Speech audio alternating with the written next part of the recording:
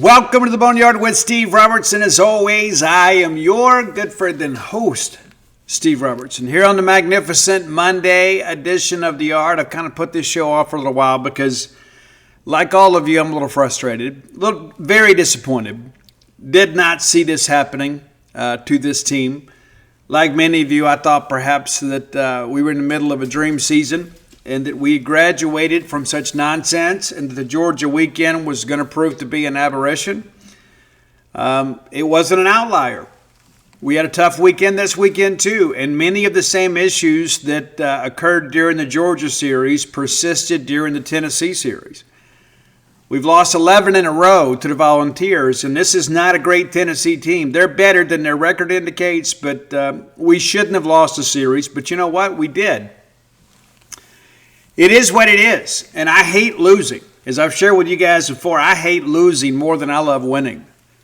I like being able to run our mouth a little bit, don't you? And it felt so good to be the number 3 team in the country and be 7-2 in the SEC and a chance to play Georgia for the right to take over first place in the Southeastern Conference standings. But that's not what happened. And now here we are, under 500 in SEC play, and the dream of being a top 8 national seed seems to be extremely remote. Now there's even questions about, will we host? Will we be a road regional? It's not where we expected to be, but it's where we are. We're going to be very honest about that. I think that our approach at the plate is a little bit lacking. I think Wes Johnson called a masterclass of pitching against us when Georgia came in here, and I think Tennessee kind of mimicked some of that. I think that is an important aspect to kind of understand because everybody's got too much tape on you now. They know what you don't like. They know what you like. They're going to feed you all they can of what you don't like, and they're going to make you hit it and make you like it. We have to adjust. We talk about baseball as a game of adjustments. It's not just in-game adjustments or in-weekend adjustments. It's in-season adjustments. That's what makes college baseball so incredibly fun to cover and watch, is because of the fact that the team that you see in February is not the team that you see in May. Those that fail to make those in-season adjustments don't play well in June.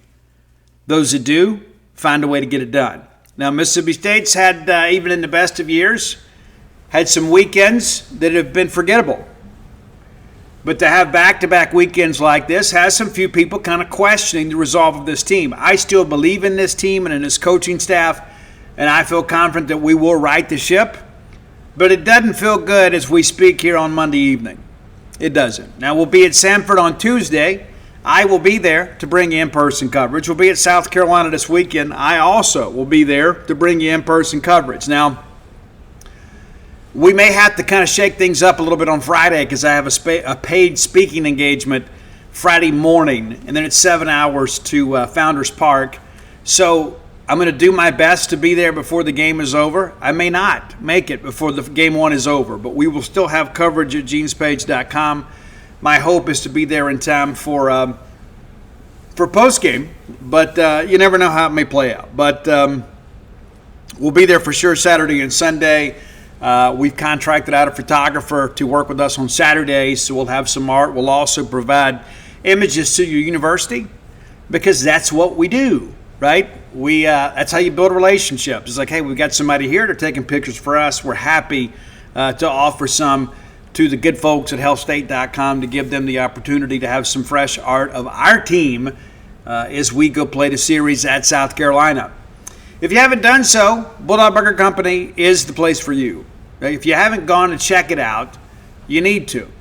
Many of you have, and you've had a long time running relationship, perhaps a raging love affair with Bulldog Burger Company. 3 great locations to serve you: University Drive in Stark Vegas, Gloucester Street there in Tupelo, Lake Harport Drive in the Ridge and Flowwood area. Have the spring rolls as your appetizer. Try the new smash burgers and perhaps those chili cheese fries. When we get the chili cheese fries, I get them topped with jalapenos because I'm crazy like that. Yeah, I like a little spice in my life, and maybe you do too. Some new items have now made their way to the menu. And it's now mid-April, and all of that should be available to you now. So stop by your favorite Bulldog Burger location and check out the new items available to you on that menu. And it's so diverse. If everybody else is feeling like a burger, maybe you're not, have the BLT salad. I prefer it grilled. You may like it fried. I'm not judging, right? And I'm at a point in my life now, I'm getting 2 to 3 salads a week for lunch. That's what I'm doing. Trying to eat a little cleaner. People see me and they say, Steve, you've lost weight. I really haven't. I'm just kind of stacking it different. I'm just eating cleaner. A lot more spinach wraps, a lot more BLT salads and things of that nature. So no matter what you're craving, you can find it at Bulldog Burger Company and get that chocolate shake to go. You can ride that ride home with a smile. And I know that works in contrast with eating the clean filled salad, but you got to live life a little bit. What's life without a little whimsy? Bulldog Burger Company, the place where people go to meet, M-E-A-T. All right, we're going to go quick on these recaps. I'm going to give you my thoughts the whole way through because the script for all 3 games basically play out exactly the same. Tennessee gets up early, State rallies, kind of makes a game of it, and then Tennessee extends and tacks on late, and we're not able to get the thing done. We should have won on Friday, though. We should have. Told you guys on the Friday preview that Cam Appenzeller was legit. You saw that. I even had a couple of you message me. It's like, Steve, this played out pretty much how we thought. You said we wanted to get Appenzeller to throw in a loss to burn him for the weekend, which would set up the rest of the weekend for us. That would have been a best case scenario. We nearly got it done. We didn't. All right, let's go through it here. As much as maybe we don't want to, but let's go through it. Especially, you and I felt like I did. If we got Valinkas going on game 1, we'll get that done. Well, kind of rough early going. I didn't think Tico had his best outing, okay? But he gets right swinging, then Chapman singles to left, and then Henry Ford singles to left. And now they got 2 men on, but we get out of it. Get a fly out to left, the runners have to hold, and then Grenlinger, the former Mississippi State commitment who actually signed with us, we released him from his letter of intent. He likes to go to Tennessee, didn't sign a pro contract. Had a decent weekend. He did. Going to be a catcher of the future, rated as the top catcher in the class, and again, didn't sign. Bottom of 1, we get an opportunity to get going here. Teal singles to the left side on the very first pitch. And you think, all right, that's a great start, right? Bryce goes down swinging, which is a rarity, and then Ace Reese singles to center field on an 0-2 count, just kind of arms it on out there for us. So we got runners at first and second. So runner in scoring position with less than 2 outs. Sully goes down on 3 pitches swinging. And then Parker pops up to the third baseman. So we strand those 2, but it's still a scoreless ball game. Tico gets a 1-2-3 inning there in the second. Bottom of second, kind of the same thing for State. A couple of punch outs on top of it. They were pretty efficient on the pitching side. They really made life difficult on right-handers with the right-handed spin. A lot of sliders, a lot of curves. I asked O'Connor about that in postgame. It's just one of those observations that you see. Top of third, things get going here for Tennessee. You get a ground out to open it from the 9-hole hitter Abernathy. And then Garrett Wright from Massillon, Ohio, triples to center field. And that's the ball, too, was hit well. We thought it was out. They even reviewed it. We knew it was off the wall. But they review it to make sure it didn't get out. It's a triple. Teal almost comes up with it there, slams into the wall, doesn't make the play. No home run. Well, then they get a ground ball to the shortstop, allows the run to score. It's 1-0. Nobody on, just 1 run in. You think we're okay. And then Henry Ford, the former teammate of Thomas Valinkas, homers to left field to make it a 2-0 ball game. It doesn't feel out of reach at any point, but there was just kind of an odd aura in the ballpark. We get Grimmer to go down looking, and then State goes 1-2-3. And gosh, so much of our struggles the last 2 weekends have been offensively, and you wouldn't have expected that. I didn't. All right, top of the 4th, we're kind of back on track, a 1-2-3 inning. Bottom of 4, a chance for us to kind of get things going, and we do. Ace gets us going with a double to right field. Hit that ball pretty well. Sully then singles. Gets runners on the corners. You think, okay, we got to have a good situational hit here, right? You got Jacob Parker coming up, freshman, got to do a job for you. We'd like to get the run home without a double play, but it's a 2-0 ball game, so we'll take a run any way we can get it. Well, we get the fly out to left, routine fly ball to left. Ace tags and scores. It's 2-1, and still an opportunity here to get some things done. Fry then grounds to first base. They forced a runner at second, and then Woodson goes down swinging. And I thought maybe our lineup construction kind of worked against us just a little bit here too. 2-1 ball game as we get to the fifth, and then on the very first pitch, Clark, home run to left field. They immediately get the run right back. Immediately. Like it took us 3 at-bats to get a run in. They get it done in 1 pitch. And it's so frustrating and debilitating for a team. Like, okay, we're back in the ball game, and then we give the run right back. Well, then Abernathy goes down looking. Wright singles again. We go out and chat. We get him picked off, and it was wild, but it was. We got him. And then Chapman strikes out looking. So, again, it's a 2-run ball game. Well, we get that run right back, which is what good teams do, right? Stallman, who has kind of been scuffing a little bit, we drop him in order. He had a pretty good week. He homers down the right field line. Lengthy at bat there. Now it's 3-2. And then Maluski, what's he got, 11 hits on the year, 6 of them home runs, including this one. A solo shot to center. Now it's 3-3. And you think, okay, we have overcome this. We get Mack out of the ball game. Yes, we know Appenzeller is a dude, but it's kind of early to bring him in. And maybe it'll be a war of attrition, but by the end of this game, perhaps we'll still be in a position to win the game and have them burn Appenzeller in a loss to Mississippi State. That was, again, the best case scenario for us. Well, he gets still to strikeout look, and Chance pops up to second, and then Reese grounds out to second. A lengthy at bat there for Ace, but a pretty efficient first 3 hitters for Appenzeller. Top of the 6th, we get Ford to go down swinging on 3 pitches. We walk Grimmer, and then Grenlinger doubles to third, doubles down the right field line, which chases Grimmer to third. Runners on second and third, and then kind of a wild double play. Not how you draw it up. It's a fly ball to right. Now, it wasn't especially deep. I think Parker would have had a chance to throw the guy out at home, but instead, I don't know if it's something instinctive with him, or he just felt like, hey, I'll throw to third here, and we'll throw Grenlinger out at third. That's how it appeared to me. Instead, Ryder cuts it off and makes a tag. Now, I honestly think, had the play not been made there, that you could have made a case possibly for runner interference, because the hitter, even though that was a routine short fly ball to right, continued to round towards second, where there is going to be a play at second. Now, unneeded, but it's a little bush league, okay? It's a little bush league for the guy to keep running to second knowing he's out. Yeah, that's kind of goes against the rules of baseball. But the run doesn't score before the third out is recorded. So we get out of that, and that's what happens when you're like winning baseball games, right? Stuff like that. When it's going your way, you feel like you're in good shape. So again, we battle back to tie it, and then we kind of get an unconventional double play to get out of the 6th. So you feel like maybe the baseball guys are smiling. Well, State strikes out 3 consecutive times in the 6th. I told you he was good. Top of 7th. And again, a chance for Tennessee to get the lead here. Marin doubles down the right field line. Well, that's it for Valencias.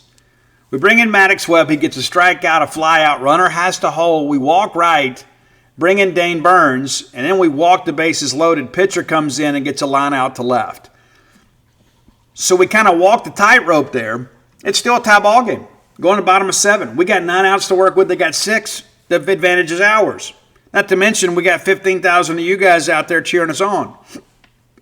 1, 2, 3 inning for State. A lot of soft contact. Fell out to third, pop up to short, and then we case swinging. All right, top of 8, Tennessee, despite the fact that they don't have a lot to work with outwise here, they take advantage here in the 8th. Grimmer, the cleanup hitter, singles to left. We walk Grenlinger. That's it. We bring in Jack Bauer. And then we plunk a guy on an 0-1 count to load the bases. Marin goes down swinging. So now you're a pitch away, right? You turn a double play, you're out of the inning again. Well, we get the ground ball. It's not necessarily a routine play, but it's a play that an SEC shortstop should make. We didn't get it out of the glove clean. The throw to second was not perfectly on target, so as a result, we didn't get a great turn. However, it appears that we've thrown him out on a 6-4-3. The replay that we saw in the box, first I said, well, he's safe. Then I saw the replay. I was like, no, he's out. You guys have seen the screen grabs making their way around social media. He was out. Stallman's foot was in contact with the bag as he makes. What a great effort by Reed Stallman. Unfortunately, he's not rewarded for it.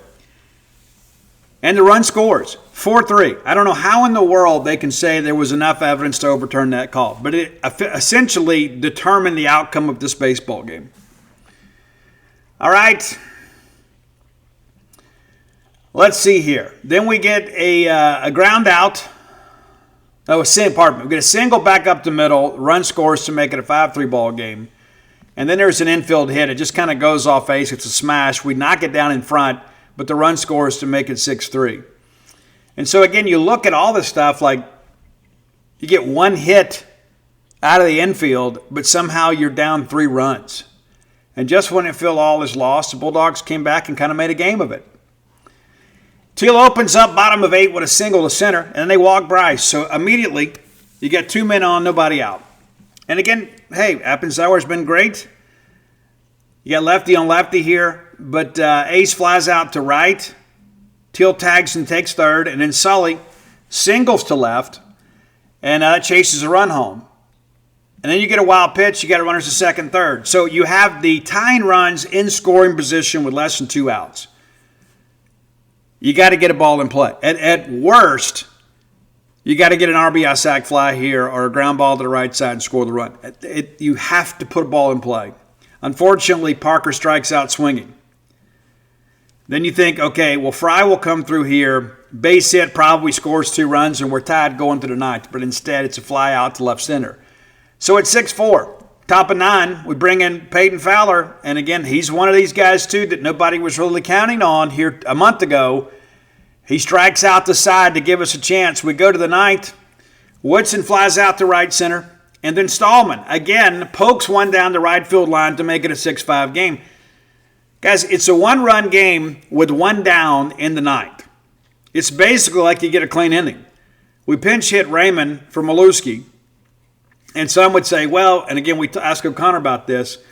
Maluski had hit a jack earlier. Why do you pull him? Well, the reverse splits here. That Appensauer is not quite as effective against left-handers. But when you don't swing the bat, it doesn't matter how effective he is or what side of the plate you line up on. We go down looking here on 4 pitches. Not a great at bat at all. And then Teal strikes out swinging to end the ball game. And we lose 6-5. We had our opportunities here. Give them credit for putting pressure on us and us not always executing plays. But that's a game that we should have won. Pitcher gets the loss in the ball game. Of course, Appenzeller credited with the win. I thought we'd win it 2-1. The Friday game was the one of those I expected to get, though.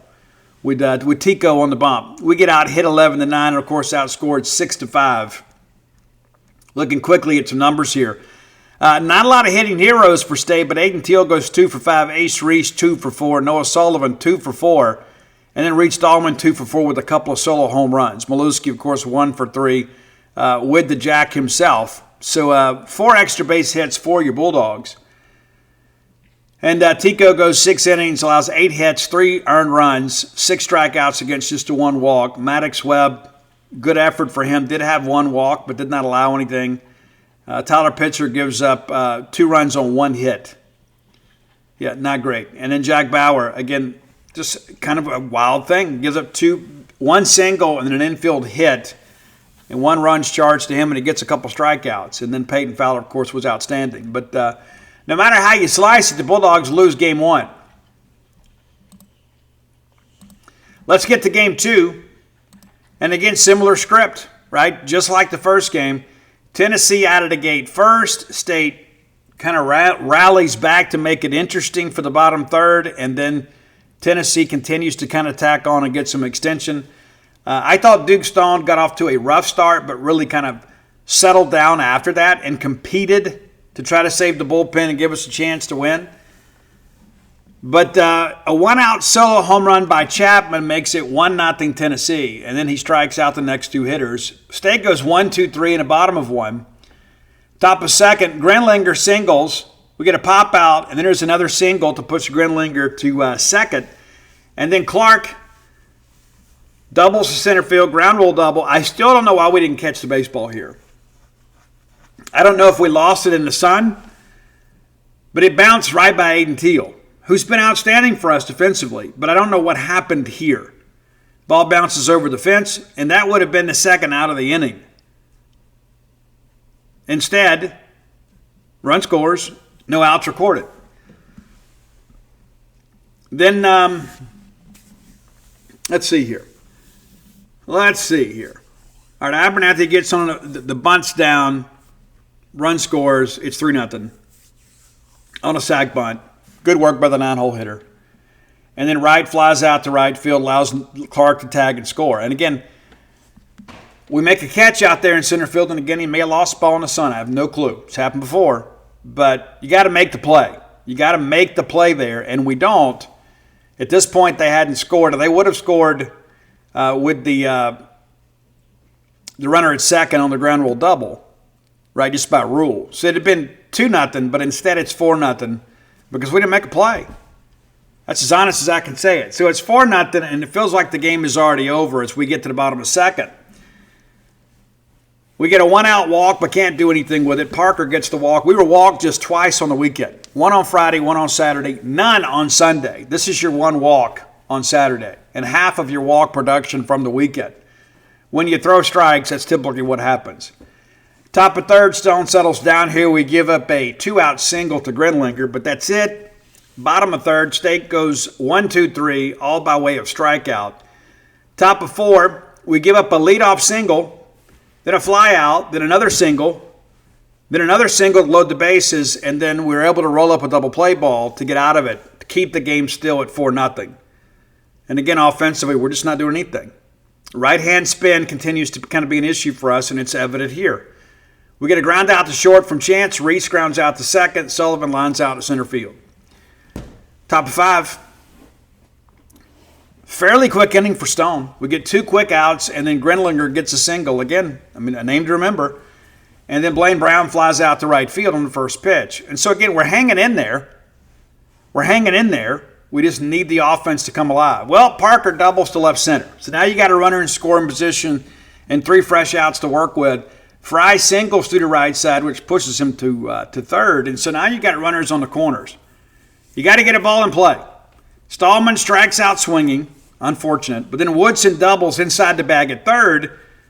Well, now all of a sudden we're back in the ballgame. Run scores, 2 men in scoring position with less than 2 outs. You got to put a ball in play. We want the base hit. Hell, we take the home run, right? But at the very least, we got to get a routine fly ball or a ground ball to the right side. We don't get it. We pop up basically to the pitcher. And then Teal flies out down the line and left. So again, the tying runs at the plate, but you have 2 important ducks on the pond. We can't get the hit. All right, top of 6, 2 quick outs, and then Abernathy doubles to right field, and then Wright picks him up, doubles. They just basically trade places. A run scores. It's 5-0. And Duke deserved better. He did. Chapman then grounds out to first after Dane Burns comes in, and we stick with Dane for a little while. Bottom of 6, Chance gets on a fielding error, and we can't move him. It's a fly out, line out, and then we ground out to the first baseman who tosses to the pitcher. So we go to the 7th, down 4. Get a 1-2-3 inning here from Dane Burns. Bottom of 7th, Fry, first pitch, home run to center field, and suddenly there's life at Duty Noble Field in a 5-2 ball game. Then Stallman singles through the left side, and you think maybe we've got him where we want him. Well, they make a pitching change and get Coons out and bring in Arvidsson, and that's who Stallman singles against. And then he gets Woodson to ground into a double play. Those are the kind of things that just can't happen. James pinch hits for Maluski and then singles back up the middle. Teal then grounds out to third base, and that's the inning. But now you're within a couple of swings away from getting back in this ball game. And what does Tennessee do? They answered right back. Brown pops up to second, and then Marin doubles down the left field line. Clark goes down swinging, so there's 2 outs. You're a pitch away from getting out of it. But Abernathy, the guy that started the last 2-out rally, is the recipient of the RBI here because then he doubles inside the third base bag, run scores to make it 6-2. Gleason comes in and gets a fly out. Bottom of 8, Bulldogs pretty much go quietly, 2 quick outs, and then Sullivan singles to right, and Parker goes down swinging. We go to the ninth, 1, 2, 3, get 3 strikeouts there in the inning. And the Bulldogs now need a massive comeback. Fry goes down swinging, Stallman lies out to center, Woodson singles to keep hope alive, and then James goes down swinging, and the Bulldogs lose 6-2. And I can tell you, walking out of that post game, walking out to the car, knowing the series is over, thinking we got to find a way to salvage a game on Sunday, was a terrible feeling for us, just as it was for you. Duke Stone is saddled with his first loss of the year, and again, I go back and think, what if we catch a fly ball there in center, in left center in the second inning? Does it change the complexity of this ball game? Well, we had 8 hits in the ball game, but we got out hit 13-8. And so while that may have taken a couple runs off the board, we only scored 2. It's tough to win an SEC baseball game scoring 2 runs. This is one that weighs on the outfield, on the offense. No big hitting heroes for State. Garrick Fry goes 2 for 4. Ryder Woodson 2 for 4.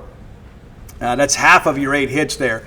Bulldogs get a double from Jacob Parker and 1 from Ryder Woodson, and the home run from Garrick Fry. So pretty efficient in that respect. When we did get a base hit, 3 of the 8 went for extra bases. Duke Stone gives up 11 hits, and as we talked before, Duke it's going to be kind of a grimy competitive experience. He's going to get hit some. He's going to get some double play balls. He only throws 76 pitches, but I thought he competed well after we get down early in that ball game.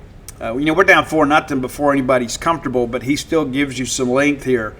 And Dane Burns and Jack Gleason finish up the last 3 and 3rd innings. And, hey, good return for Gleason, too, honestly. Jack's been a little bit up and down. We needed a bounce-back performance from him. We get it here. He goes 1 1/3, 3 strikeouts, no walks, no hits, no run, faced 4 hitters. And good to see a return to form for him. And that's really the silver lining in your Saturday game. We get to Sunday, and guys, I'm going to tell you, there was a tension in the air at Duty Noble Field. There wasn't a big crowd either. And we understand, not shaming anybody, It's like if we were going for a sweep, Steve, or a series win, I probably would have been there. I understand it. I do. And again, it's the same script. Tennessee gets out early. We rally a little bit to make it interesting, and then they tack on late to put us away. Tip of the cap to them. We open up. Charlie Foster, I thought, gave us a pretty good start. He had a very difficult first inning, but he worked through that. Wright's hit by the pitch on an 0-2 count. Those kind of things can't happen. Chapman then doubles to left. Now you got runners to second, third, nobody out. And then Ford, infield single, the run scores, it's 1-0. We get the double play, the other run scores, it's 2-0. And then Grinlinger strikes out swinging. And the way he'd been swinging it all weekend, good job for Charlie Foster.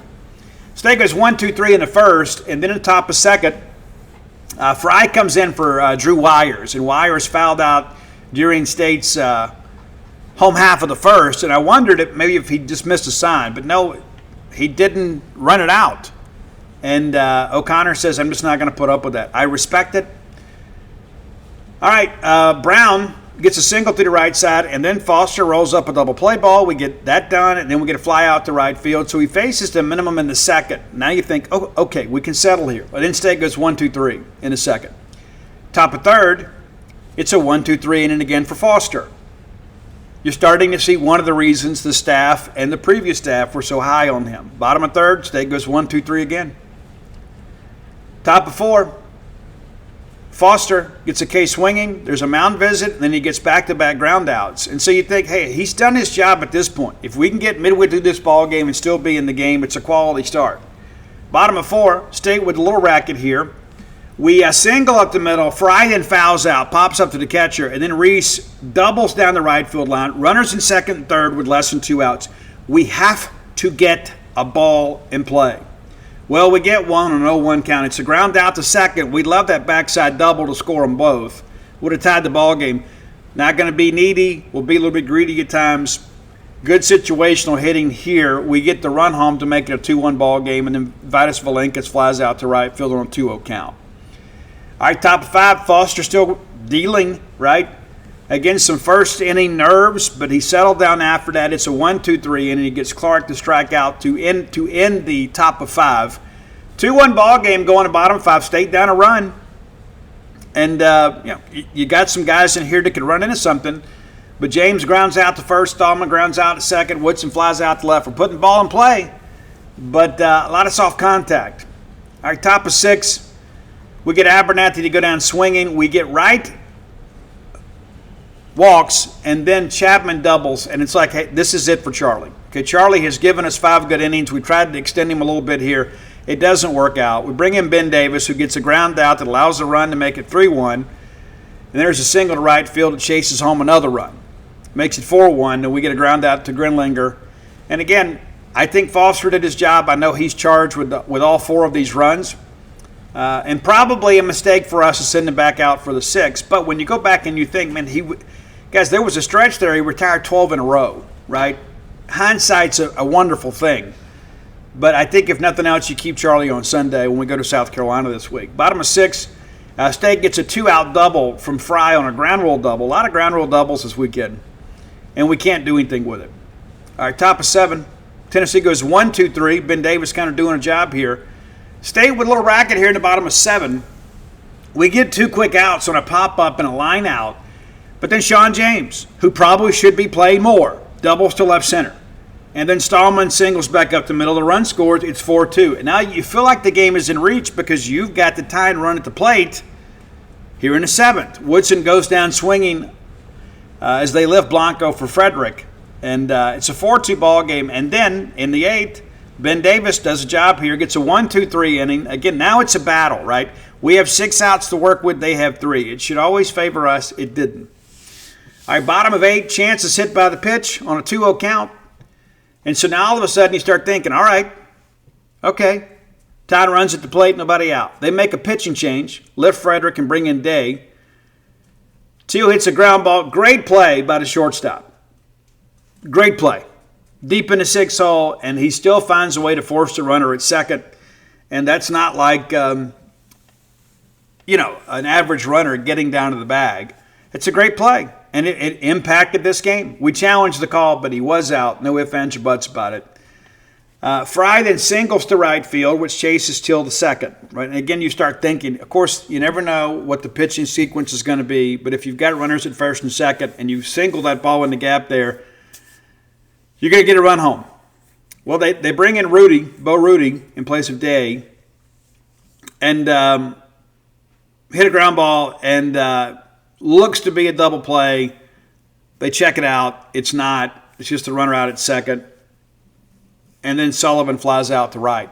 So, again, every opportunity here to get even or get ahead, and we couldn't get it done. So Tennessee goes to the 9th with the lead. We get a couple of quick ones. We get a fly out to forward. We get Grimmer to ground out to second. And then Grinlinger, the fly in the ointment, singles. And then Blaine Brown singles. And then Marin singles, and that chases home run, make it 5-2. Clark then doubles down the right field line at 7-2. And everybody who was still in attendance, with rare exception, started making their way to the exits. And the Dogs go quietly in the 9th. It's just one of those things, man. It's like we left Foster in about an inning too long. We left Davis in about an inning too long. I mean, Ben has just basically proven that he is a 2-inning type guy. That's just how it is. Maybe 2+, but you're just not going to be able to get 3 innings out of him. And it's just he's a high leverage pitcher with a high energy, and it's just how it is. That's just a limitation. Guy's got electric stuff, but he's just not a guy that's going to be able to get you 3+ innings. And we're seeing that. But again, Charlie, 5 1/3 innings pitched here, and of course, 2 of those runs, come after we probably extended him a little bit too far. 5 Ks, the 1 walk, and had the hit by pitch to open the game. Of course, that run came around to score. But again, I think you're starting to see Charlie grow up a little bit right in front of you here. But not a lot of hitting heroes. Garrick Fry goes 2 for 3, the only multi-hit Bulldog, and that's 6 hits on Sunday. Like, that's the thing that kind of jumps out to you. Like, if you needed a symptom or a diagnosis that, hey, we've got to pick it up offensively, the fact that we only had 6 hits and 2 runs on a Sunday against a pitching staff that has notoriously been bad in the bullpen this year, that's your clue right there.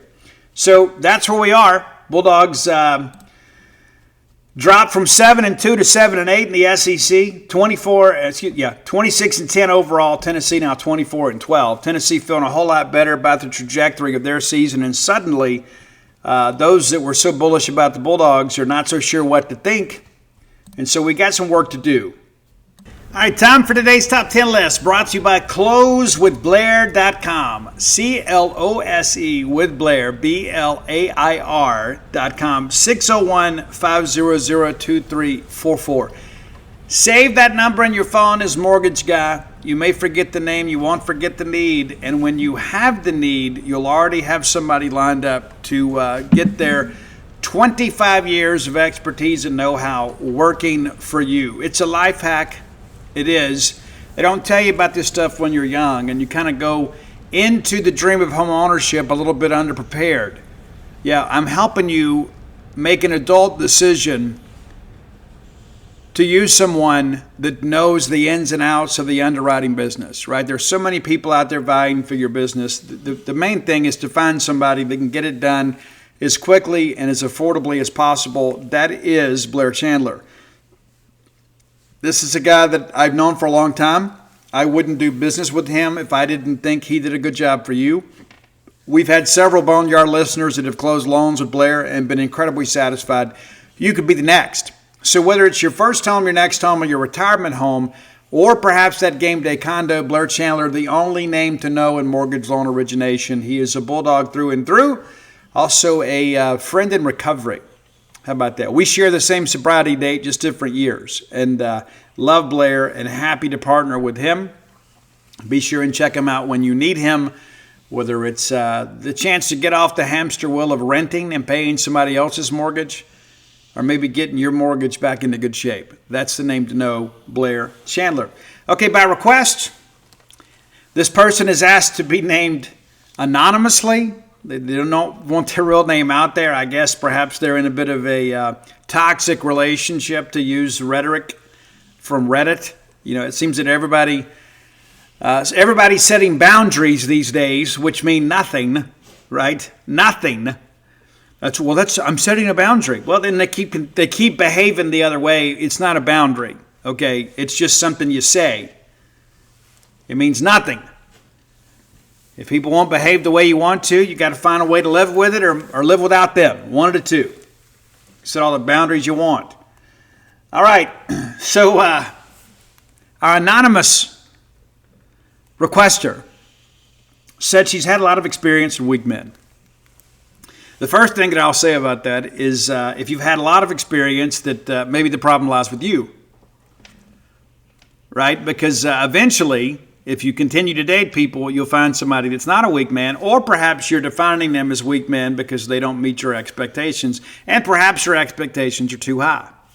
Maybe it's time, anonymous requester, for some self-evaluation, right? That's one of the things that I think long-term recovery and certainly getting some gray hairs and some maturity under your belt makes a difference. You begin to kind of love people where they are. I'm not saying that you can't have standards. You certainly should. But if you've had a lot of experience with weak men, maybe it's how you're picking them or how you're defining them in hindsight. But nevertheless, here is your top 10 list about weak men. I know what's going to happen. As soon as this show posts, I'm going to have somebody make some requests about women. And I'm going to have to do it because I'm an equal opportunity hater, I guess you could say. Maybe that's the right term. I don't know. But I'm not going to let the men just be dumped on. So, nevertheless, here we go. Top 10. Maybe a Smashing Pumpkins song you don't know as well. Maybe. But it's Shame. Shame from the Smashing Pumpkins at number 10. Number 9, and there's a lot of British influence on this list. And I don't know if it's because there's a lot of weak men in England. I don't know. I've never been over there. You guys that have those experiences, maybe you can educate me. But it's Big Mouth Strikes Again from the Smiths. Big Mouth Strikes Again. There's a lot of that going around. And it's not just under the Union Jack. There's some under the Star Spangled Banner too. A lot of people talk a much bigger game than they walk. It's true. I could talk about that all day. Big Mouth strikes again, number 9. Number 8, it's The Living Dead. From a band that a lot of people thought was going to be big in America. They had a couple of hits in America when MTV was a thing. It didn't really take off, though. But the vocals are really good. But it's The Living Dead by London Suede. And it's kind of about, a lot of people that just kind of go through life existing rather than living. Number 7, a song that was originally written with Buffalo Springfield. And Neil Young leaves, takes the song with him. It's actually really good. And there's a lot of people out there that don't agree with Neil Young's politics. I don't agree with everything he says and does either. That's the case for every musician and every member of pop culture. I don't agree with everything that anybody says, right? I am my own thinker. I got my own views. I don't need somebody to tell me how to vote. What issues should be important to me. I don't live my life that way. So number 7 is The Loner from Neil Young. Great track. I think you're really going to like it. Now, number 6, a fun one. Now, this one is a little more pointed than some others. For those of you that are relatively new fans to Queen, everybody knows Bohemian Rhapsody is one of the greatest songs of all time. Everybody knows this. The movie's now on Netflix. Dana watched it again the other day. I love the movie. I love the fact that the glory and majesty of Freddie Mercury is known by a new generation. It's a very sad story, too. But what you don't know about Bo Rap, that's what we call it, right? Bohemian Rhapsody, Bo Rap. Bo Rap is off Night at the Opera. The opener of that album is a track called Death on Two Legs, dedicated to ... Just a little ellipse there. So, it's kind of letting people know this is about somebody without naming them. The lyrics in this song are very pointed. And if you're unfamiliar with the track, I think you'll enjoy it. The production value on this album was really good. I think the guitar was maybe turned up a little too much on the mix here. So we'll see how things go. But Death on Two Legs, number 6. Number 5. Now, a lot of people would say this song is insensitive. A lot of people would say that my commentary about this song is insensitive. But it's Boys Don't Cry from The Cure at number 5. And basically, it's kind of about weak men, right? And that's an aspect of this that can't be precluded. The reality of it is that The Cure, obviously a very emo band. They were kind of emo before it was fashionable.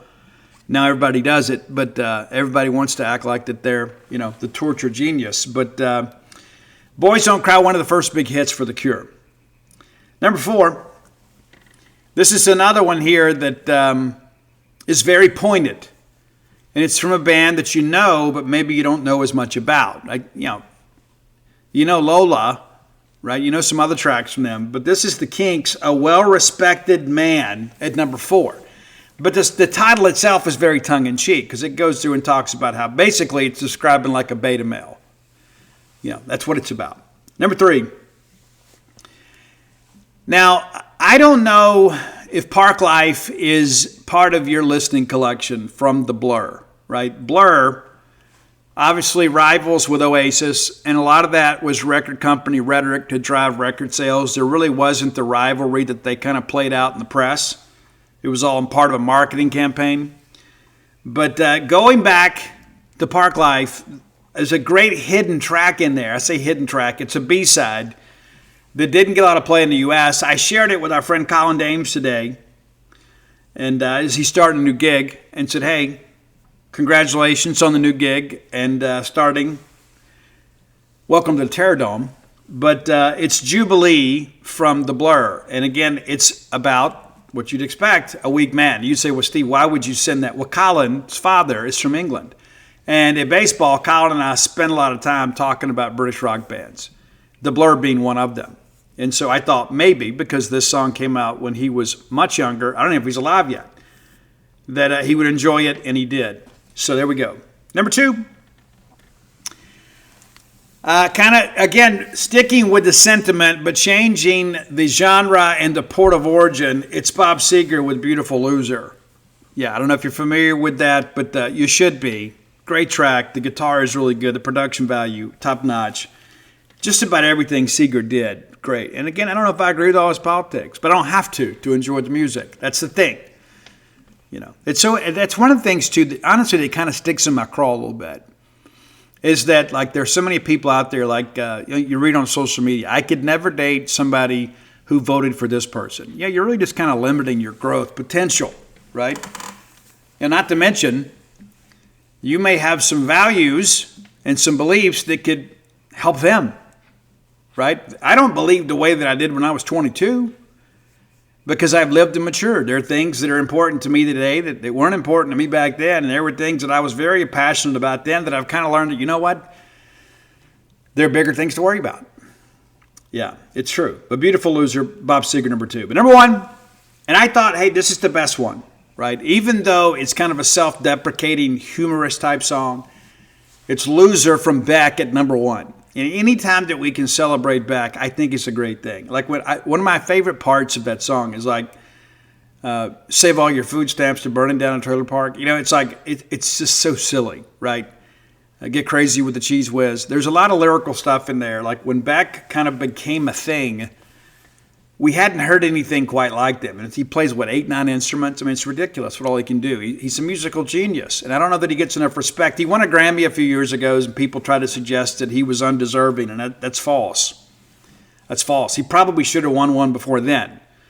But Loser from Beck, again, it's a song from the grunge era, but it wasn't grunge. And there's so much of that. It's so funny. Like grunge lasted about 15 minutes. I mean, honest to goodness. And when you look at the totality of time, it just didn't last very long. And there are a lot of people that still romanticize the era because the music and the time meant so much. And I think a lot of it, even though I love grunge, and in many respects I still dress grunge. Other people tell me that I've caught in a state of arrested development, and maybe that's true.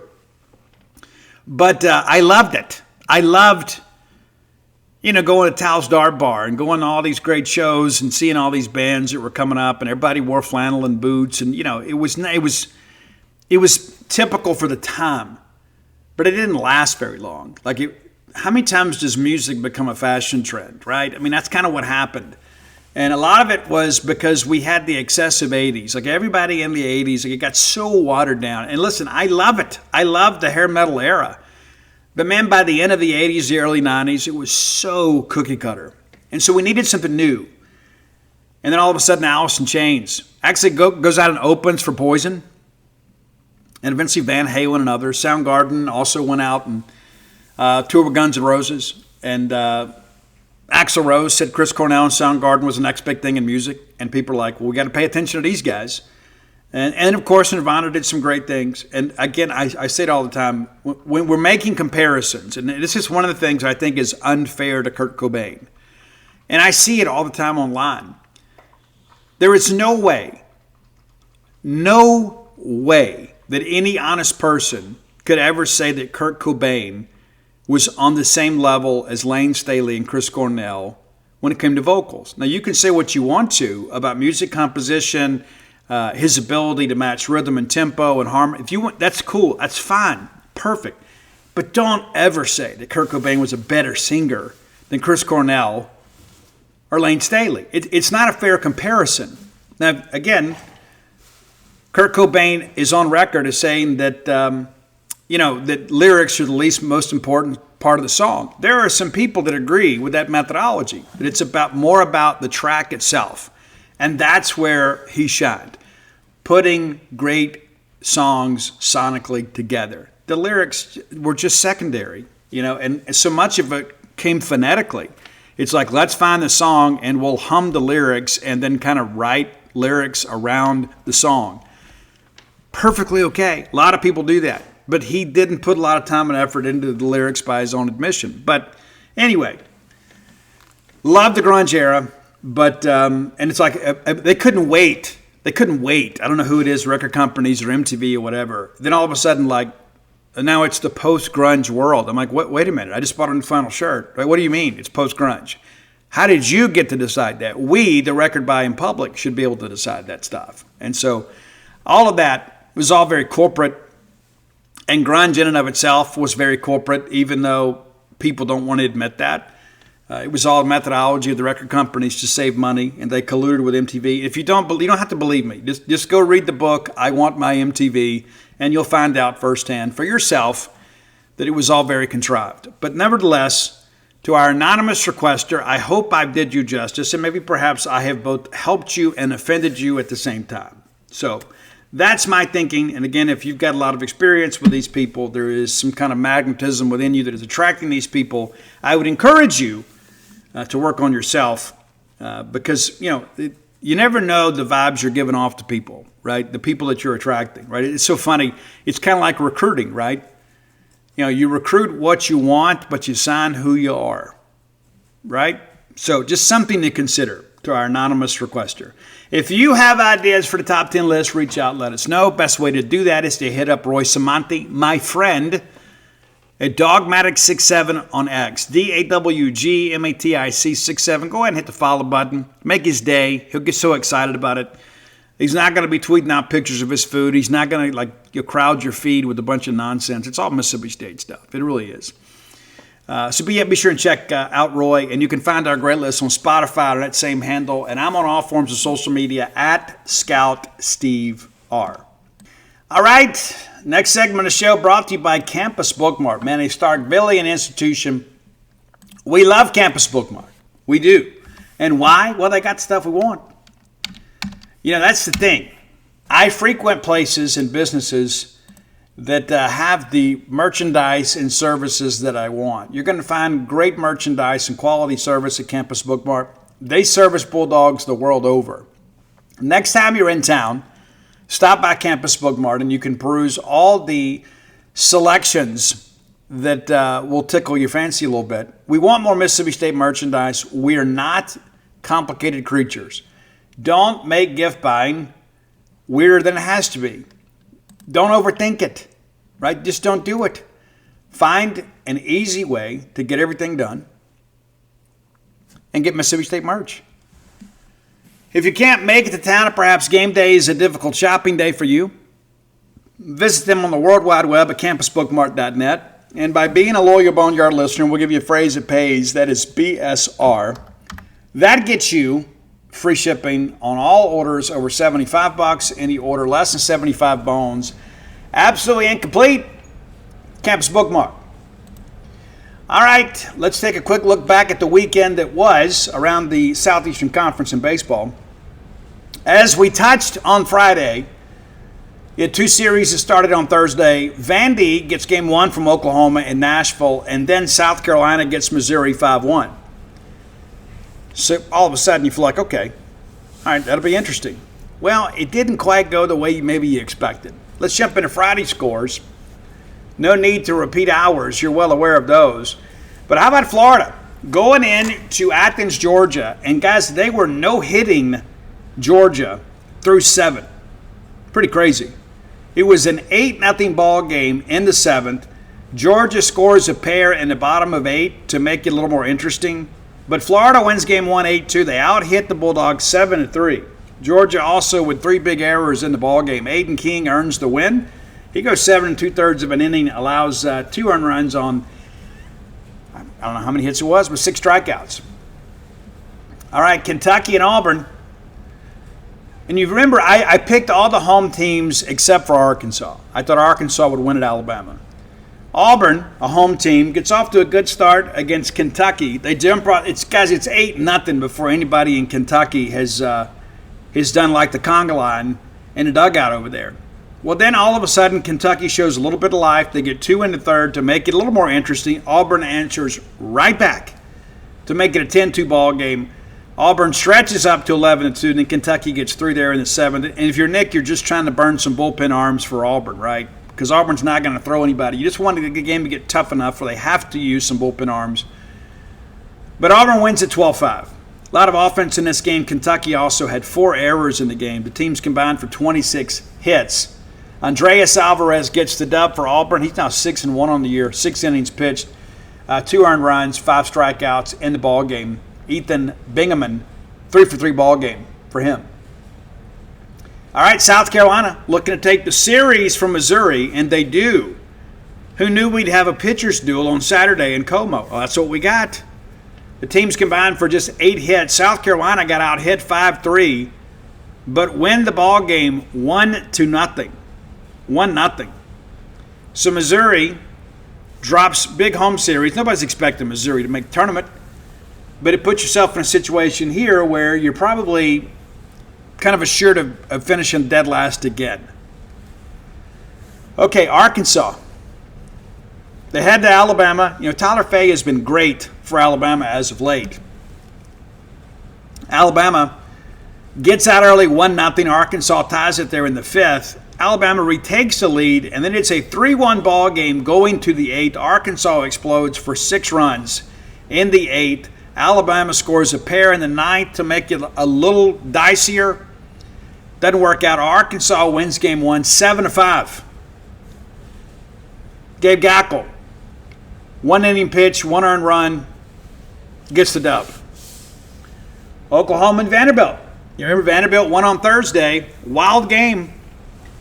Guys, there were 13 runs scored in the first inning. Vandy with 8 of them. And it's so wild. Like Oklahoma opens up with a 5 spot in the first, and you think, hey, they're going to cruise. And then Vandy puts up a snowman in the bottom. And then they tack on 1 in the second, and you think they're well on their way to win. Steve, they survived. It's 9-5. Well, no. Oklahoma ties it in the 4th, and then takes a 13-9 lead in the 6th. Vandy with a pair to make it interesting, to make it 13-11, and then it's zeros the rest of the way for both teams. So Oklahoma evens up the series with Vanderbilt. We don't play Oklahoma. We were kind of pulling for Vandy there. Ole Miss. One thing I'm going to say about this, guys, do not throw beer on people, right? It's one thing, like when you're doing like the right field showers or whatever, golden showers, whatever it is. That's one thing. But when somebody's leaving and you throw a beer in their face, there's a good chance that somebody's going to get punched. And they did. And it was the wrong kid, right? It wasn't the guy that threw the beer or the water or whatever it was, or Jungle Juice or Gatorade or Pedialyte, whatever it was. The wrong kid got punched. And he got smacked. And he got bloodied. And he was running his mouth a little bit, but he didn't deserve that. And the guy that punched him is some middle-aged guy that had no business being out there. I mean, come on. I know it's general admission seating, but you got to expect that. That's not to excuse the behavior of somebody throwing a beer on him, right? That's assault. 2 people should have been arrested. But as a grown person, you got to know better. But LSU jumps out to a 2-0 lead in the first. Ole Miss ties it and then takes the lead in the second, 3-2. It stays that way until the 7th, and then LSU ties it 3-3. Ole Miss answers with 3 in the bottom of the 8th, and they get 3 outs in the 9th. They win the opener. Walker Hooks, the reliever, very talented guy, pitched against us too. He's now 3-0. He goes the final 3 innings to get a dub there. All right, Texas A&M, 9-8 winners. Wild game. And again, I thought A&M had a good chance to win this series. I think Texas is really good. I don't know if they're good enough to win the whole thing. But we talked about how emotional this series would be. Well, game 1, great job for A&M. The bullpen a little shaky, but it starts with a 1-0 lead in the 3rd for Texas. A&M takes it back, makes it a 2-1 game. They trade runs in the 4th. And then Texas makes it a 4-3 ball game. A&M answers. In the 6th, Texas puts up 2. Now, all of a sudden, you're like, hey, we're in good shape. We have the lead again. Well, A&M answers with 3 in the bottom half of the 6th. And then tacks on 1 in the 8th, or 1 in the 7th, 1 in the 8th. Texas gets 2 in the 9th and brings the tying run to the plate. They can't get it done. A&M wins game 1, 9-8, despite being out hit 10-7. Gavin Grahovic, 2 for 4 in the ball game. Aiden Robbins, center fielder from Texas, 3 for 5 in the ball game with 2 home runs. One of those of the solo variety. So interesting Friday night. Always tends to be. We get to Saturday. So Florida looking to take a series from Georgia. It's a 1-1 ball game through much of the game, all the way up until the 8th inning, and then Georgia plates 4 in the bottom half of the 8th to win it 5-1. Florida held to just 2 hits. So great pitching performance on Friday from Florida, and an even better pitching performance by Georgia on Saturday. Cade Naoki, the very talented reliever from Georgia, is credited with the win 4-0. He goes 3 innings. And Georgia out-hit Texas 12-2. So that series was even then after 2. And then Oklahoma-Vandy, the rubber game. We're pulling for Vandy. Well, it didn't work out for us. Oklahoma up 3-0. Vandy scores 2 in the bottom of third to make it interesting. Oklahoma answers back, makes it a 4-2 game, and then in the fifth, a 5-2 game. But Vandy, not going quietly, they get 3 in the bottom half of 5 to tie it.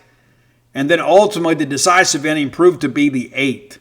Oklahoma gets a single run in the 8th to win it 6-5. They out-hit the Commodores 8-3. Vandy also with a couple of errors. Brody Johnson, 2 for 4. 1 home run. 3-run shot and the losing effort there in the 5th. And Mason Bixby credited with the win there in relief. Texas A&M. Again, I think Texas A&M wanted Texas a whole lot more than Texas wanted Texas A&M. And again, all the Schlossnagle stuff, I get it. Whatever you need to motivate your team. Texas gets up early 1-0. They're like, okay, let's relax. And then Texas A&M's like, there will be no relaxing at Bluebell Park. 8 runs in the home half of the first to make it 8-1. They trade runs in the third, make it a 9-2 ball game. Texas gets 1 more back, and then A&M answers back an inning later with 2. A kind of an inconsequential run for Texas there in the 8th as the Aggies win it 11-4. 11-4. Caden Sorrell steps up 3 for 5 in this ball game with 3 RBI and the home run. South Carolina, Missouri. The gravy game for South Carolina, and they win it. Missouri goes 0 for 3 on the weekend. South Carolina, 6-4 winners. And again, we got to play these guys this weekend. And again, they're going to be feeling good about life. And the fact that we've struggled the last couple weekends, I'm sure they're thinking, you know what, hey, we can keep the train running here. South Carolina still 18-19 overall, 5-10 in the league. And Missouri drops to 20-17, 3-12. South Carolina out-hit Missouri 11-4 in this ballgame. Pretty clean defense, but KJ Scobie from South Carolina, 3 for 4 in the ballgame with a solo home run. LSU and Ole Miss. We talked about this on Friday. Mike Bianco always gets Ole Miss up to play LSU, always. And it's not forget this talk about rivalry. It's the people in Baton Rouge don't even know it exists. Okay, but Mike Bianco is a former LSU Tiger, player in Skip Bertman. He understands how important these wins over LSU are, and LSU had worked their way back in the top 25, and Ole Miss absolutely lowers the boom on him here. LSU gets up early, 2-0, but then in the fourth, Ole Miss with 4 in the bottom half, and then from there, it's all Rebels. They mercy rule LSU. The big inning, the bottom of the 6th, with Ole Miss plating 7. They win it 12-2 on just 9 hits, which says a little bit about LSU's pitching too. Jed Udemark was 2 for 3 in the ballgame. Kate Townsend, very talented right-hander for Ole Miss, gets the win. He goes 6 innings pitched, 8 strikeouts, allows just 2 runs. So Ole Miss takes the series, as expected. Arkansas and Alabama. I told you guys, I just don't have a good feeling about Alabama. And I said last week, maybe I'm wrong about them. But I think Arkansas has kind of proven that maybe I was right. There's a lot of herky-jerkiness in the league this year. And you knew at some point Arkansas was going to put their foot in the ground and start handing out haymakers. Well, they did in Tuscaloosa. Guys, it goes to full 9. But I tell you this game was really never in doubt once we got in the middle innings. It's 3-1 going to the 5th. Arkansas gets 3 to take the lead.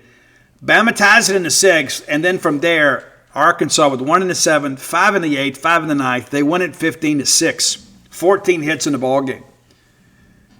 Kahui Aloy 3 for 4 in the ballgame.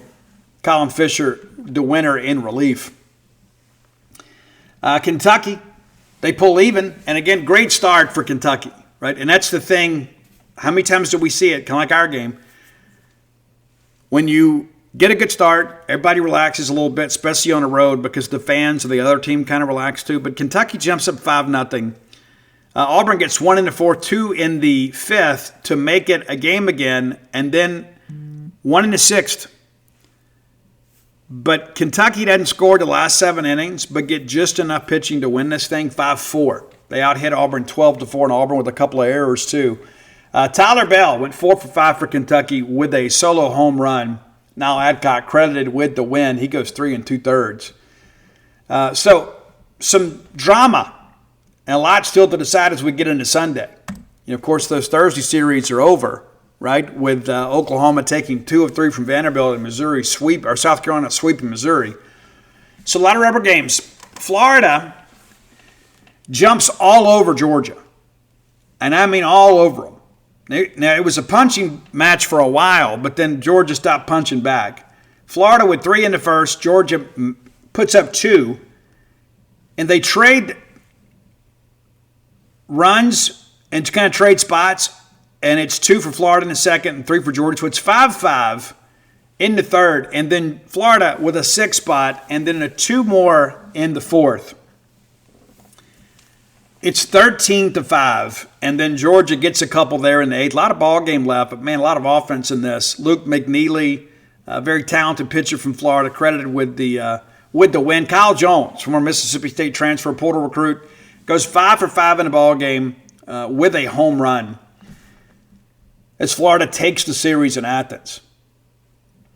Arkansas going for the sweep at Alabama, and it proves to be pretty much a pitcher's duel, and Gabe Gackle makes another appearance in this ballgame. Alabama gets up early 2-0, and then Arkansas just kind of keeps chipping away, 1 in the 6th, 1 in the 7th, 1 in the 8th, and then they shut it down the rest of the way. They win it 3-2 to sweep Alabama in Tuscaloosa.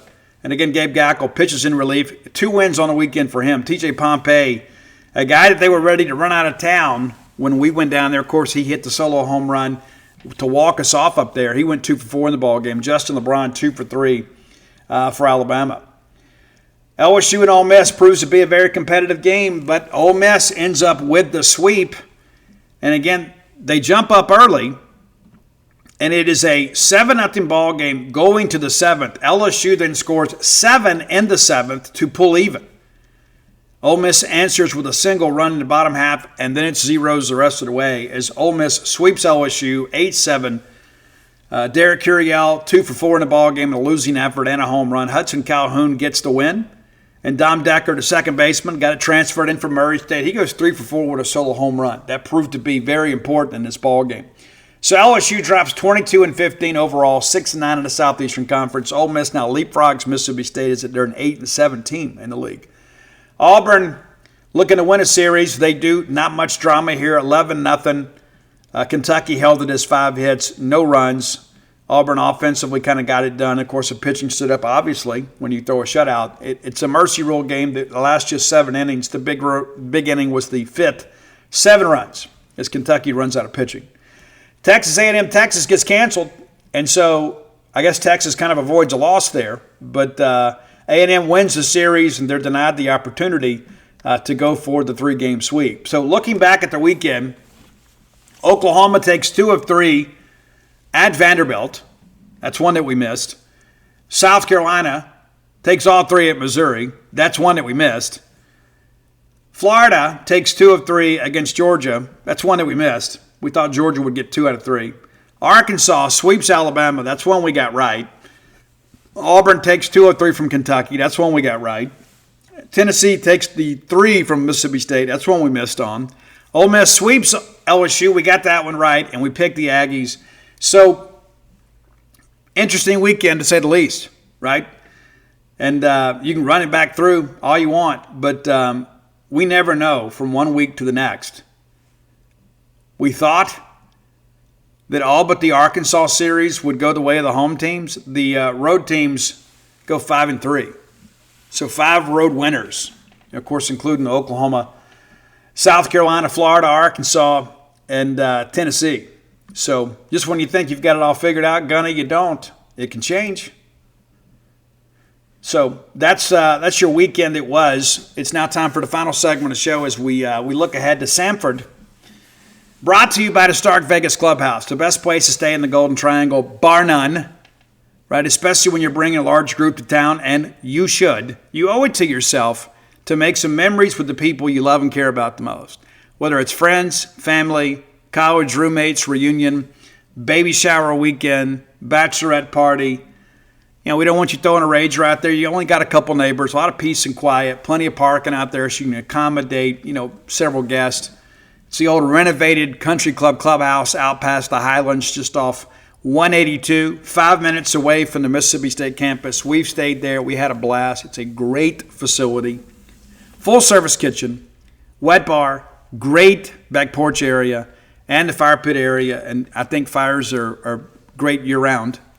Maybe you don't want a raging fire in the summer, but it's just something about sitting around a fire, just kind of sharing your thoughts, your memories, and just kind of reconnecting with the people you love. It just makes a lot of sense, man. So Google the Stark Vegas Clubhouse. When you do, their Facebook page will auto-populate, and you can peruse all the amenities available to you and your guests. In addition, there's going to be some booking options that pop up. You can go through Airbnb, Vrbo, or you can save some money. Book through the Evolve website and use promo code BSR10. That's BSR10, the number 10, to get 10% off your stay.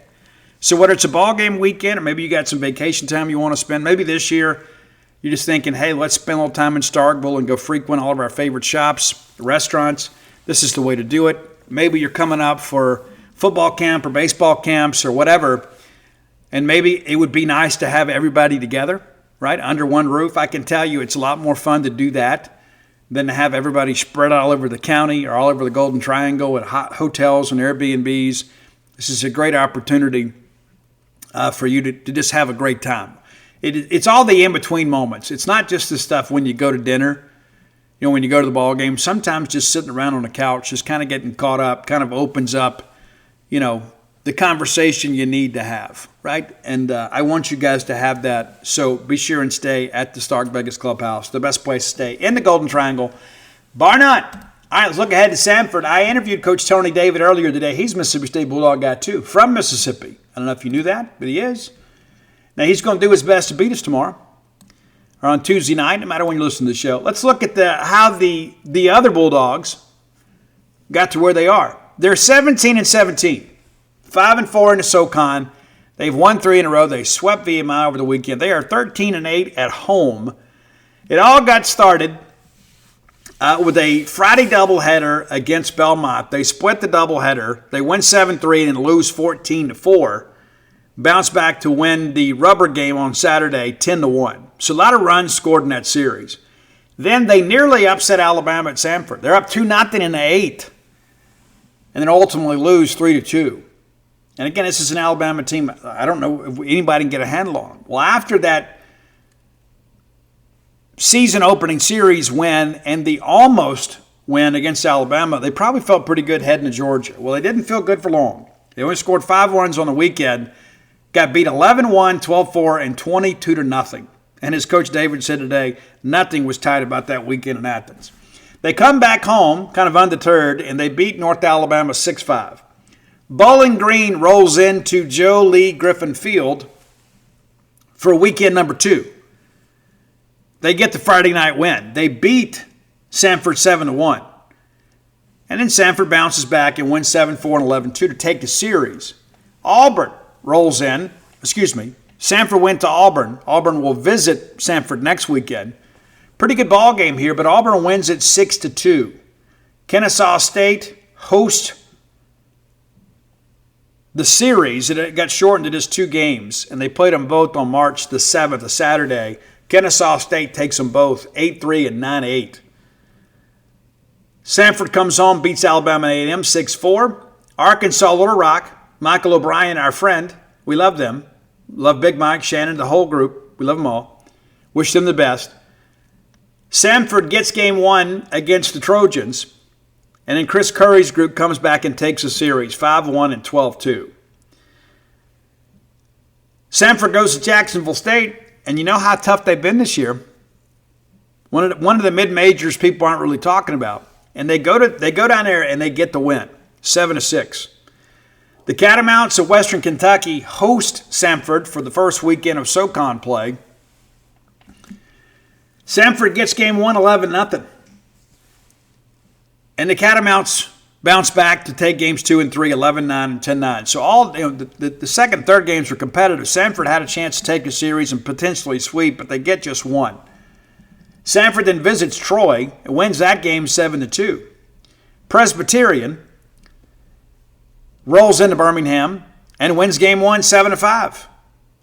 And again, some resiliency in Sanford as they win game 2 7-4 and then win on Sunday 5-0. They travel to West Georgia, win that game 16-1. It's a midweek game on Tuesday. Get back into SoCon play. East Tennessee State rolls into Sanford. Sanford gets game 1 13-7. And then ETSU wins a 10-inning affair in game 2 to win 4-3. And then another competitive game on Saturday in game 3 6-4. That series began on Thursday. Then they go to Alabama. They get shelled 16-2. Coach David said he thought they were as average as they could possibly be the first time that he saw them, and the second time one of the best offenses he'd ever seen. And then this past weekend, Sanford with a weekend sweep of VMI, 10-4, 8-3, and 5-3. So we'll kind of dig inside the numbers here. They're going to start a guy that doesn't have a ton of innings under his belt this year. I don't know if you guys are big fans of Sanford baseball, if you've kept up with this at all.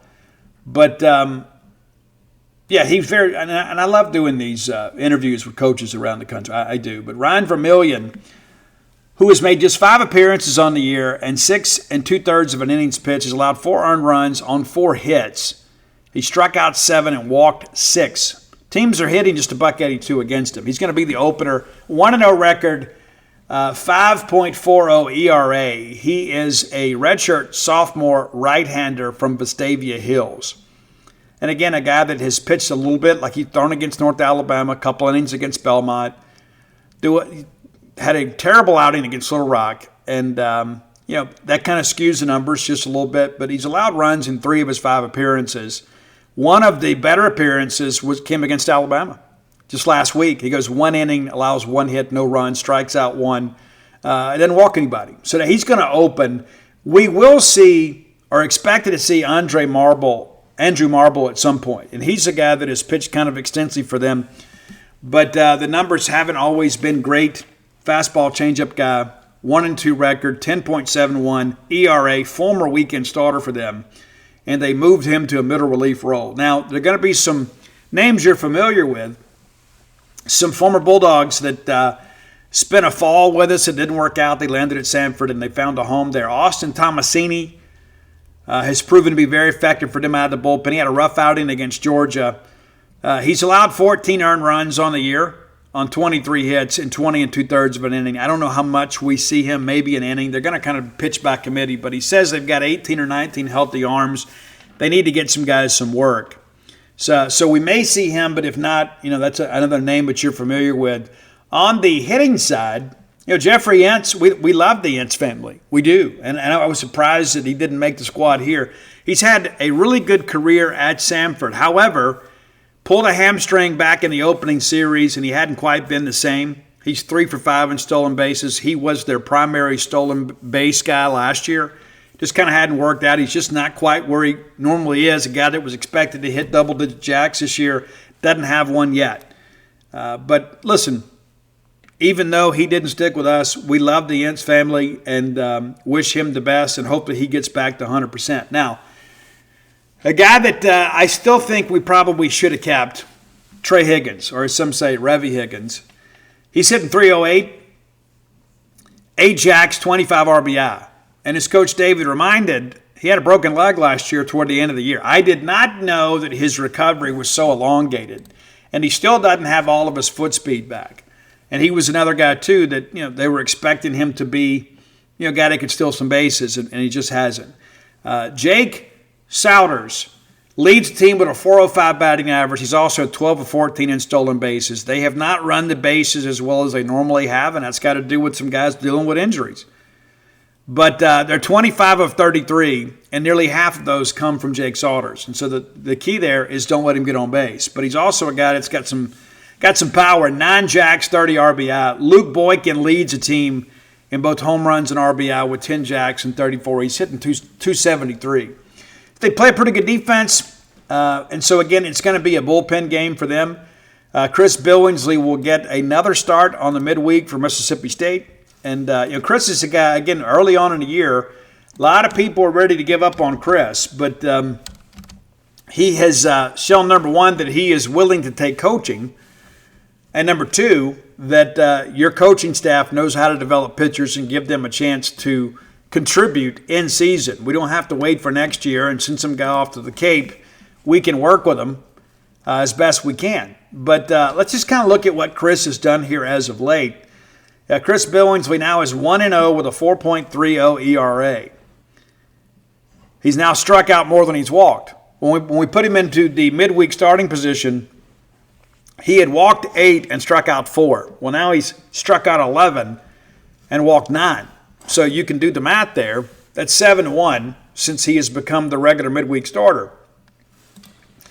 Some guys are just better as starters when they know they're going to pitch. But just kind of looking back here, this will be his 4th midweek start. His first one came against Southern Miss. 2 hits, no runs. Second came against Grambling. 2 innings pitched, no hits, no runs. Had the one batter against Georgia, strikes him out with the bases loaded. Comes back to work against UAB. We extend him a little bit, and of course they finally get to him. He goes 3 2/3 of an inning, gives up 2 hits and 2 runs.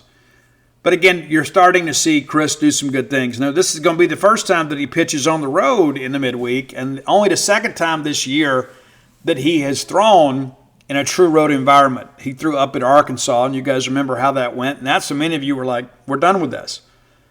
And then when Billingsley was announced as a starter for Southern Miss, people were thinking, what are we doing? Well, the longer Chris can go, the more wear and tear he's going to save on the bullpen. We got some guys, too, we need to get some work for. Maddox Miller didn't throw over the weekend. Maybe get him an inning or 2. But, yeah, this is a ball game, number one. We should win. We traditionally beat Samford. The last time we lost to them was in the 22 season at Hoover. We gave up 2 grand slams in the game. And that proved to really be the only offense for Samford. And Coach David was on staff then and the head coach at that point. He has spent much of his career as a Samford assistant, and then following the 21 season, when Coach left for UAB, Coach David was promoted from within. And great guy, and again, he's a Mississippian, so how could he not be? But also a guy that admits that he's a fan of Mississippi State and has followed us for many years. And so he'll be trying to beat us, but at the same time, too, when we get done, I'm sure he's going to be rooting for the Diamond Dogs the rest of the way.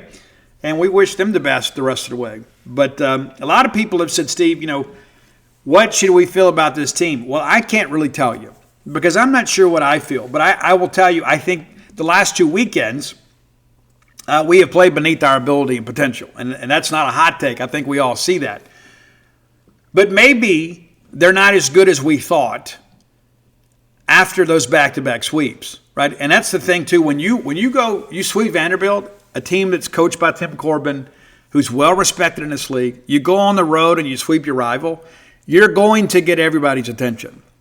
And I don't just mean the regular attention that comes week-to-week scouting. Everybody is going to circle that and say, hey, that's a team we're chasing. That's a team we got to beat. They can help us in the RPI. Nobody's going to lay down for us. And that's the league and neighborhood in which we live, right? And so people say, Steve, is there any chance for us to get a top 8? There is, but it's going to require some big things. And, again, there's so much parity in college baseball. You never know what it's going to look like a month from now because things change week to week, right? I mean, who would have thought 2 weeks ago we'd be sitting here at under 500 in SEC play?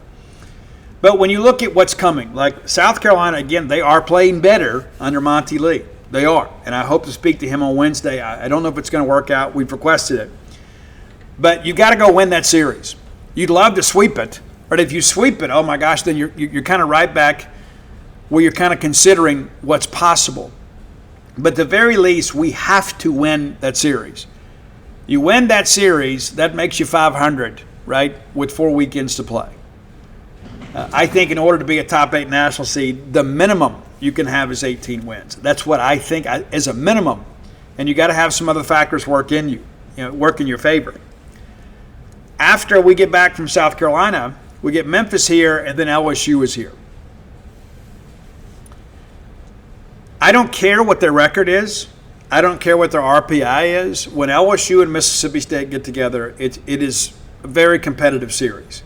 Now, I don't know how LSU is going to feel about themselves by the time they get here, but there's a lot of pride in that uniform.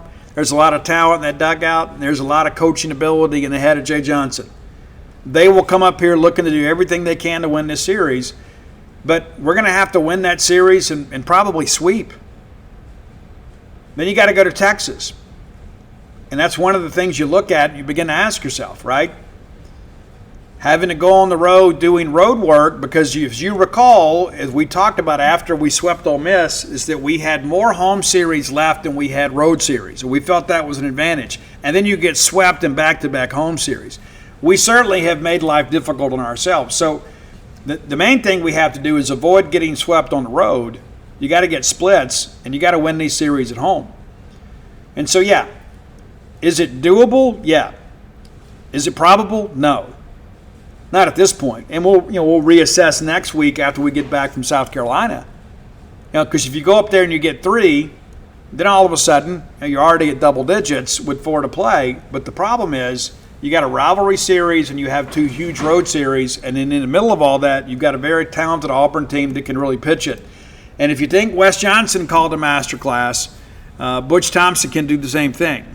And you're going to see a lot of sliders and a lot of cutters, and your right-handers are going to have to learn to deal with right-handed spin. Simple as that. You're going to have to find a way to get it done. And so that's one of the things about roster composition and lineup construction that we go through. That's an important aspect of it, is putting the right lineup together day to day. You can't run the same lineup out there all the time. You've got to be able to kind of do some matchup type stuff. But I think maybe it's a good thing for State to get away from here for a little while. And I don't mean, I don't know that I buy into all this.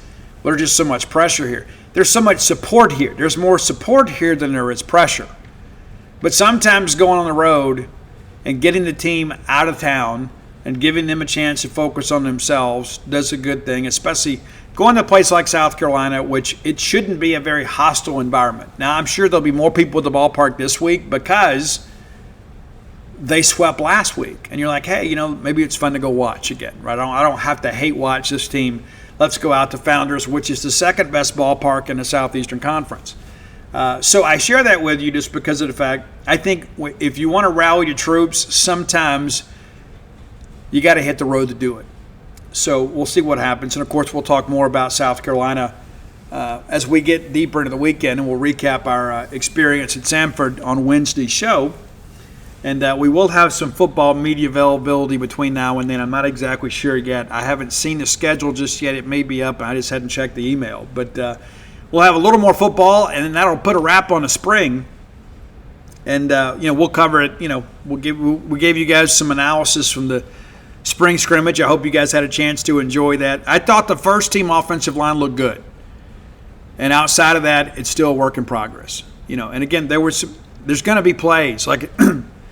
To expect an offensive line or a defensive line to dominate anybody at this point in the year is a bad thing, right? Because if your offensive line is dominating, it means your defensive line is poor, and we've been there. If your defensive line is dominating, it means your offensive line is poor. And so there was a lot of give and take, and I thought Camario looked good. Thought the secondary looked great. Thought we got some burners out there at wide receiver, and I think that's going to be the case as long as Jeff Levy is here. So that's kind of how I felt about the spring. We'll talk maybe a little more about that on Wednesday after we get a little more reaction from players and coaches. But you can find all of our coverage. All the videos of the interviews from Saturday are available for free at genespage.com. If you hadn't done so, visit dutynoblebook.com. You get signed copies of all my sports titles. Of course, that's Flim Flam, Stark Villains, Alpha Dogs, Dogpile, and The Dude, along with the personal memoir, When the Bottom Falls. Come float with us at True Rest Float Spa of Starkville. You can dial 662-268-7601. Speak directly to my lovely wife, Dana. She can answer any questions you have about floating. It is not like floating in your pool or a lake or anything like that. It's completely different. 1,200 pounds of Epsom salt can potentially help you with all your aches and pains and also give you an opportunity to just kind of relax your mind a little bit. It is basically sensory deprivation. And it is something that has helped me immensely. Perhaps it could help you too. And come join us over at genespage.com. The network currently running a 60% off the annual subscription price right now. And so feel free to come by and join us at a discount. And of course, that annual subscription price will take you all the way through next spring football. Jump aboard now, get you through football season. Men's and women's basketball, of course, a lot of portal traffic happening now. Bulldogs added 2 women's basketball transfers today. You can read all about them over at genespage.com for free. But until next time, let's all live our lives in a way we make more friends than enemies, and people can see a difference in the way we live.